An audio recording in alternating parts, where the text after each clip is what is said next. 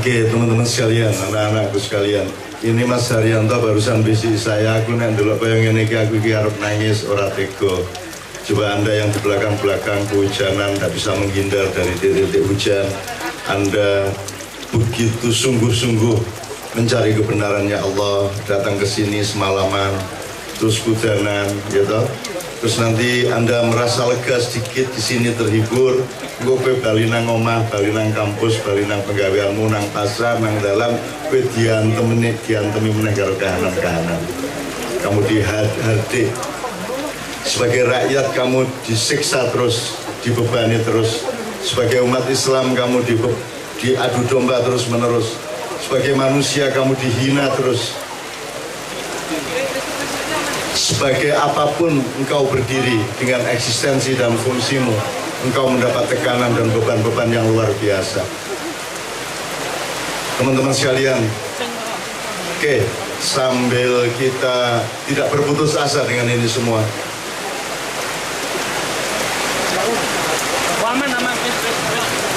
sambil terus menata tempatnya ya, bismillah ya.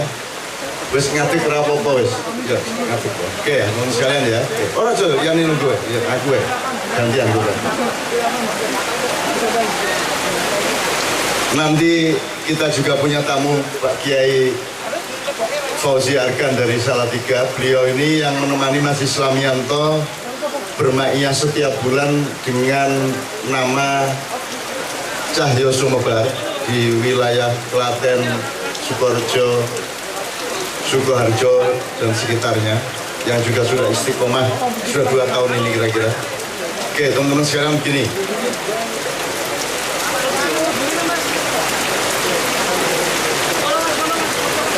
Kalau kita diajak ngomong kalah atau menang, Anda dan saya ini orang yang kalah atau yang menang? Oke, Anda pasti belum mengerti arahnya. Ini ora apa-apa. Menjawab sesuai dengan refleksinya masing-masing. Kita ini, apa itu orang ma'iyah, apa itu orang yang dalam posisi yang bermacam-macam, iki kegolong wong menang wong kalah. Oke, ono sing jawab menang, ono sing jawab kalah. Kalau kita ngomong kalah menang kan harus mundur 1 langkah. Batasannya apa, kriterianya apa, parameternya apa. Aku takon, menang ki musuh wong liya apa musuh awakmu dhewe? Berarti kriteria yang kita pakai adalah kriteria Rasulullah SAW yang pulang, Pak Yai pulang dari perang Badar. Beliau mengatakan kita baru selesai menunaikan perjuangan perang yang kecil dan sekarang kita memasuki perang yang besar, Jihadul Akbar. Jadi ternyata kalau ada Arab musuh Iran itu perang kecil. Kalau ada Korea Utara melawan Korea Selatan itu perang kecil. Kalau ada persaingan Jepang dan Cina dalam pembangunan kereta api di Indonesia itu perang kecil.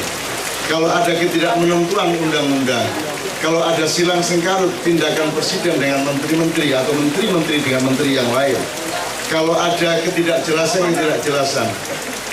di dalam birokrasi dan di dalam penanganan negara ini, itu semua adalah perang kecil.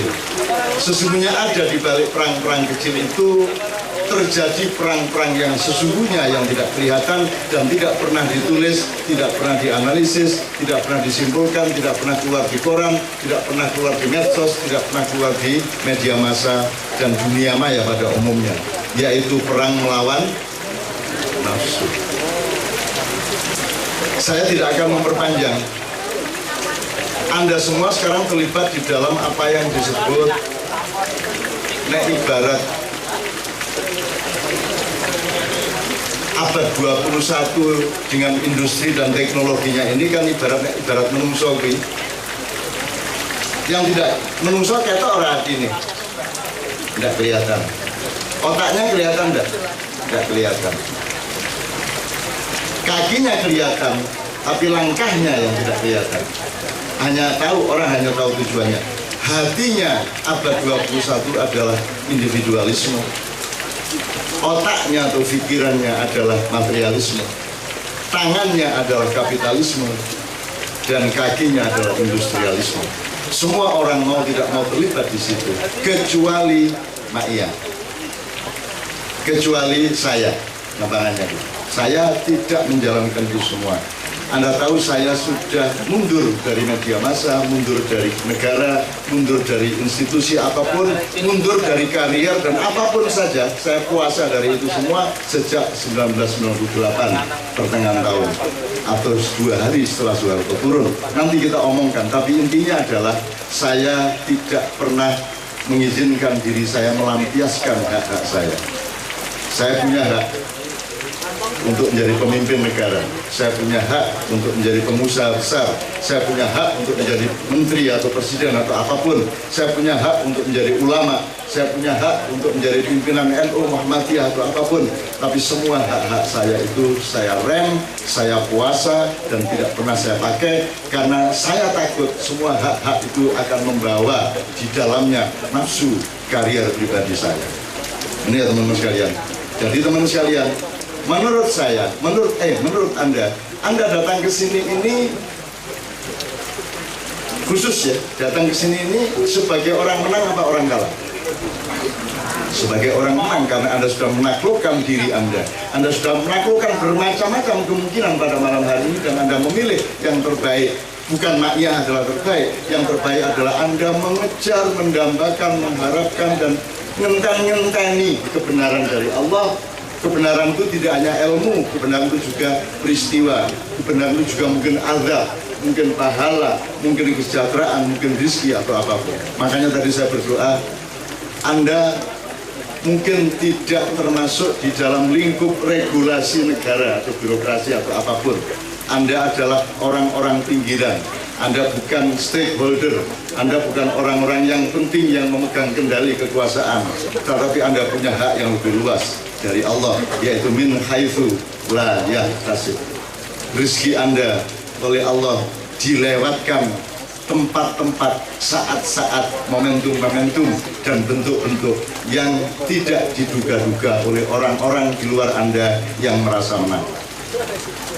Anda, saya mohon kepada Allah selalu mendapatkan rezeki min haitsu la yahtasib. Amin ya rabbal alamin. Dan teman-teman sekalian, mohon diketahui, saya sampai umur 63 tahun ini saya hidup hanya dari min haitsu la yahtasib.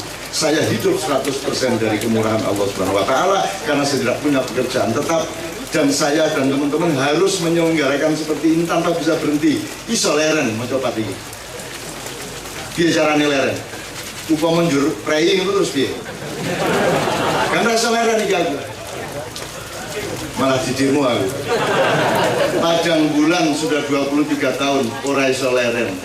Mencopat Syafaat sudah 18 tahun ora iso leren. Gambang Syafaat Semarang, Kenduri Cinta Jakarta, Bambang Wetan Surabaya, Maneges Putro di Magelang, Larok Kaprawiran di Madiun, Juburan Syafaat di Purwokerto dan sekitarnya, Ambengan di Lampung dan lain sebagainya. Ora iso leren, gelem ora gelem kudu terus.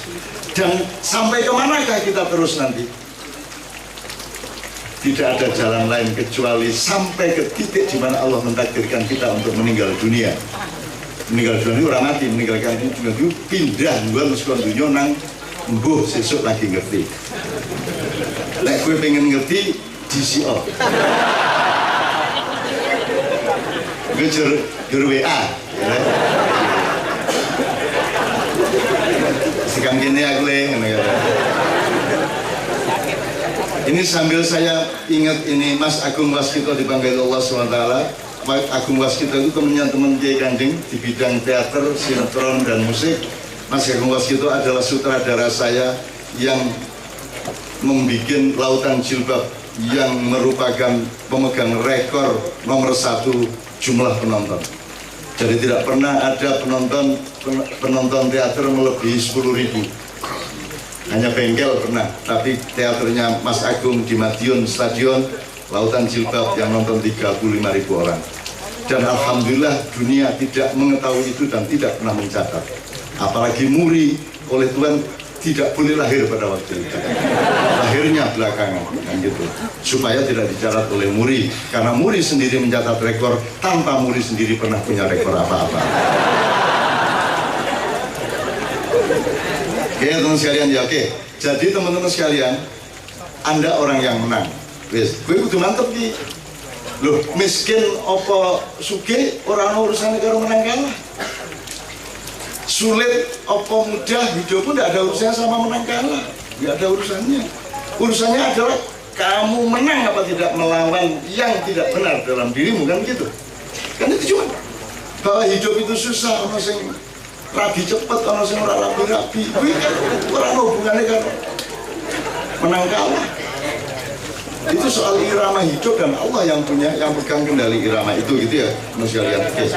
Jadi kita orang yang menang, alhamdulillah, dan Anda harus meyakini menang. Dan saya tidak pernah kalah, meskipun saya tidak pernah merasa menang.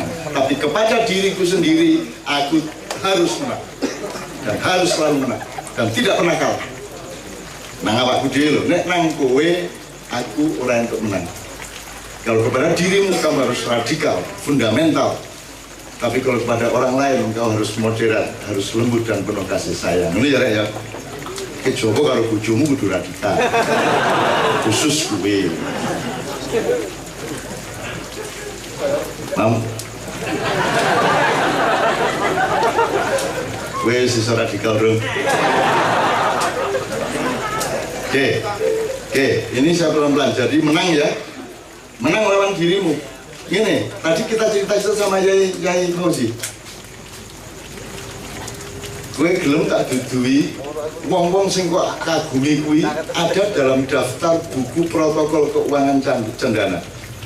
Jadi daftar ribuan orang, tokoh maupun bukan, organisasi atau individu yang oleh Soeharto dikasih duit atau yang minta duit sampai beliau meninggal. Itu ada buku tebal sini, tapi tidak boleh diterbitkan oleh Pak Harto. Saking mulianya Pak Harto, dia melarang itu diterbitkan karena akan merusak persatuan bangsa. Godo gelo orang pemimpin-pemimpin ini. Dan saya bilang, saya kurang suka buku itu karena nama saya tidak ada. Dan aku sekarang ngomong kan kalau Pak Harto ini dia ngerti. Kok aku orang ini dia ngerti. Kok oleh diskriminasi kalau aku. Loh, apa Cak Nun butuh duit? Loh, butuh, gila apa? Kalau diiming-imingi Pak Harto duit, ya pengen, gila apa? Tetapi jangan dipikir saya akan benar-benar mau menerimanya, karena seingin-inginnya aku lebih kuat iman dan harga diriku. Oh, terus tadi ada contoh lain. Wes Pak Mustafa iki ya. Ketoke kan ora ana lanange.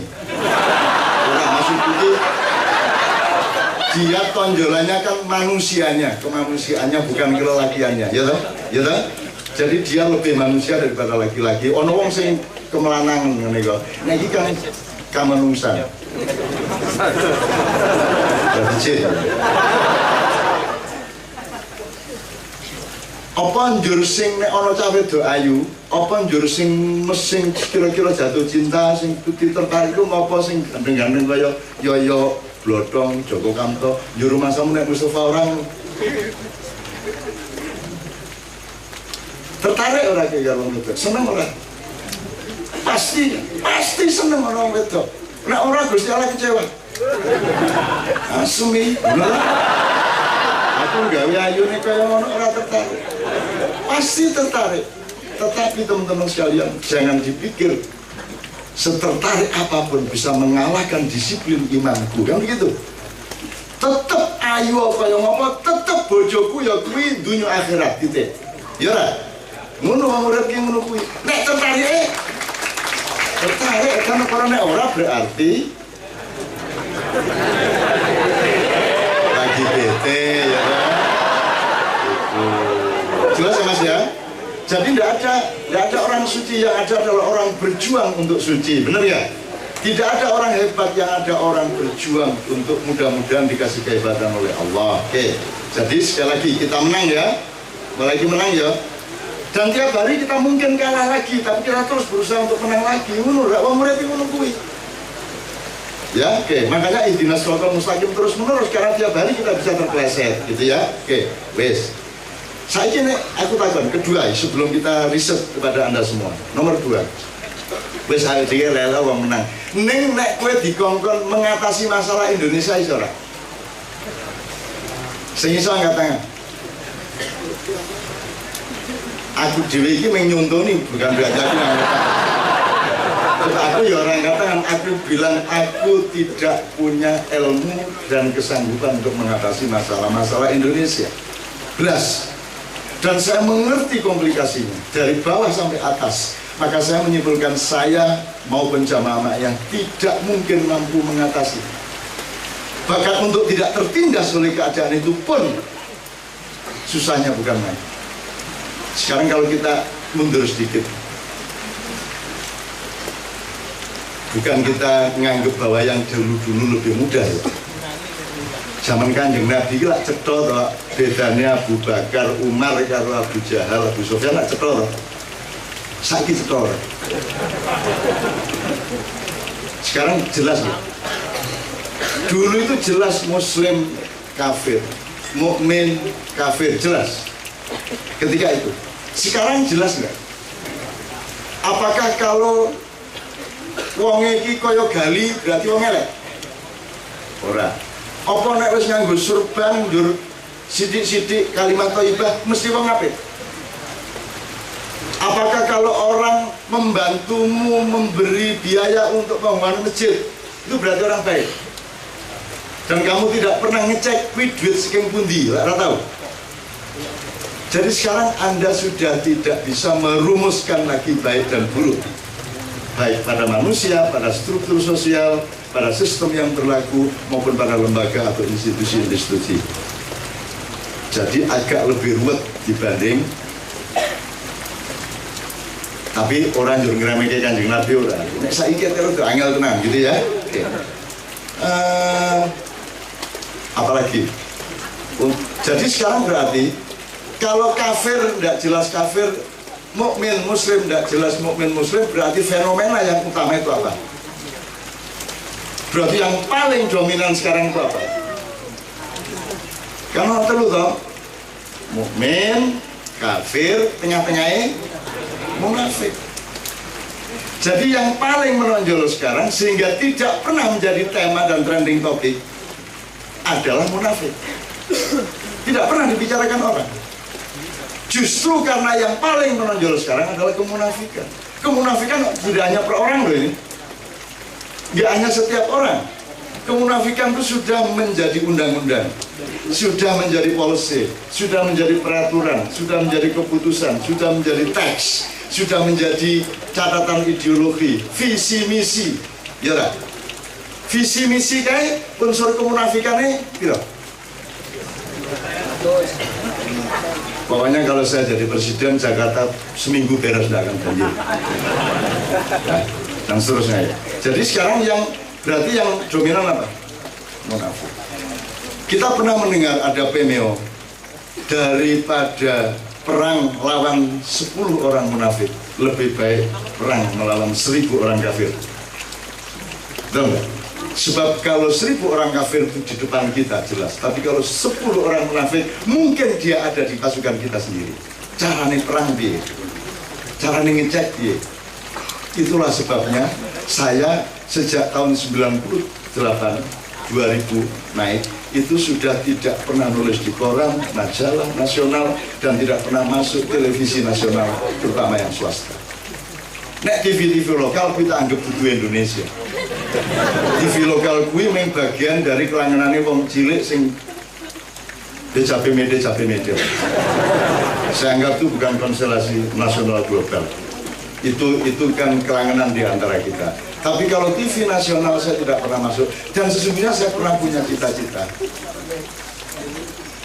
Andaikan semua ustadz dan kiai kompak untuk tidak tampil di televisi, dan andaikan semua televisi itu tidak ada lagi acara-acara agama, tidak ada pengajian, tidak ada Indonesia Damai, komuner.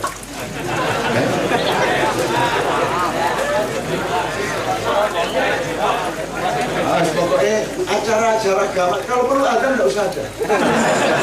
Saya sangat setuju. Ini terus terang. Saya sangat setuju di televisi nasional tidak ada unsur agama sedikit pun. Tidak ada ustadz ceramah, tidak ada orang.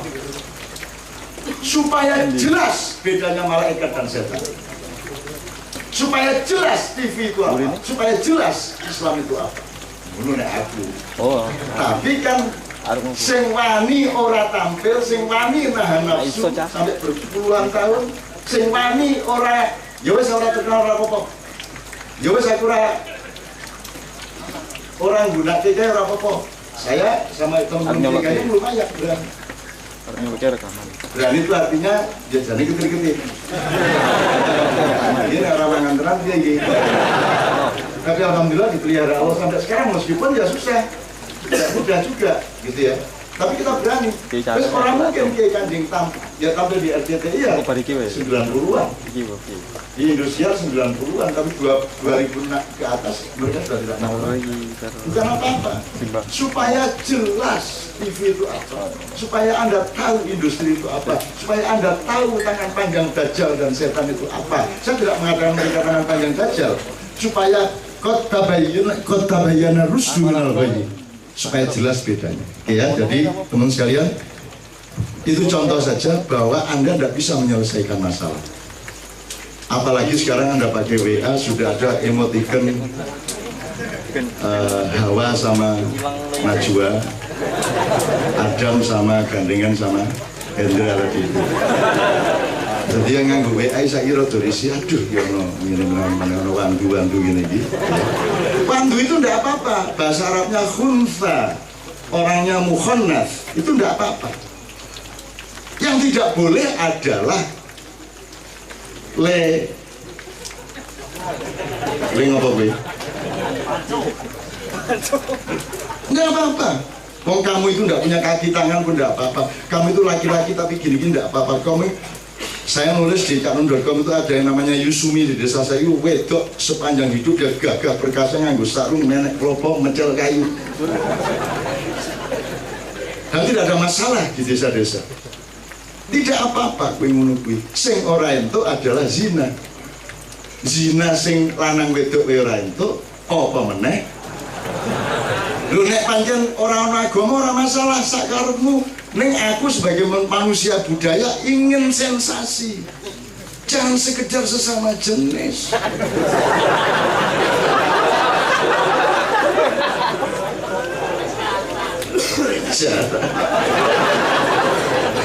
Jarane sing kowe ini apa jarane kowe dijarani apa kowe njarani? Ayo aku jadi kalingan asal usulnya sapi gede-gede gitu.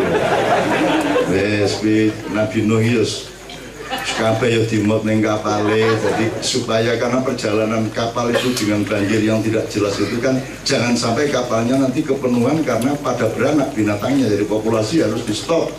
Maka alat kelaminnya dikumpulkan, disimpan di sebuah gudang, digembok. Itu ora iso ngopo-ngopo sepanjang di perjalanan dari Bojonegoro sampai Turki itu tidak terjadi. Ini ceritanya. Begitu mendarat di Turki, sekarang disebut Turki, wah wes beres akhirnya antri di depan gudang itu njupuk alat kelaminnya masing-masing. Dan sing paling cepet melayune jarang. Wis ora bisa diorganisir sing sing diso watone sing gede dhewe dijupuk. Aku jarang metu jerantal kayak sapi lagi antri. Pas jarane melayu, gede banget.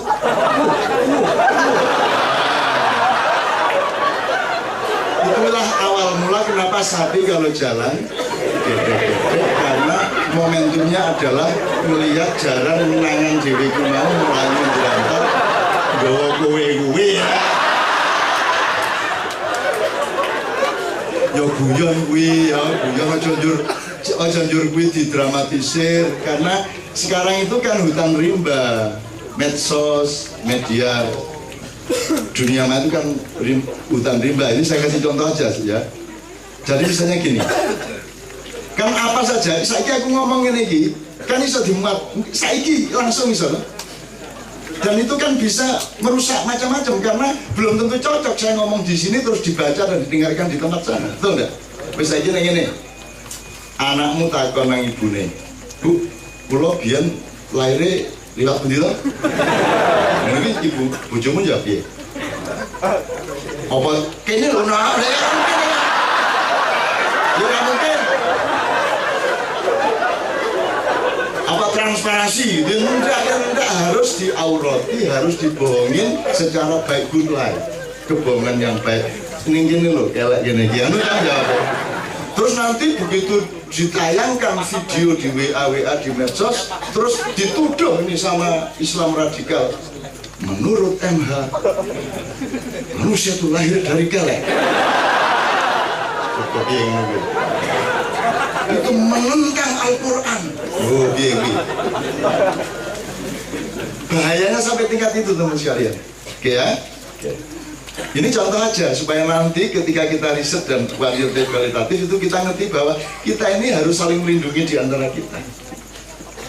Meskipun saya tidak butuh dilindungi karena yang bisa melindungi saya hanya Allah. Anda juga begitu. Anda tidak perlu menagih saya untuk melindungi Anda karena Anda pasti dilindungi oleh Allah. Tetapi di antara kita mari berjanji untuk saling menyelamatkan dan melindungi. Sebab engkau nek kue mencelakai orang, percayalah bahwa yang celaka engkau, bukan orang yang kau celakai. Mulane gawe wabal kuwi ceritane. Mergo mesti ngono kowe. Bahwa bentuke kowe urung ngerti saate kapan kowe kena wabal kuwi. Itu terserah Allah. Kita tidak usah menentukan. Parah apa tidak, apa kakimu sakit, apa motormu kebakar, apa rumahmu konslet atau macam-macam, warungmu bangkrut, atau apapun, pikiranmu bunut berhari-hari, stres, macam-macam, terserah Allah. Kita tidak mengharap apa-apa.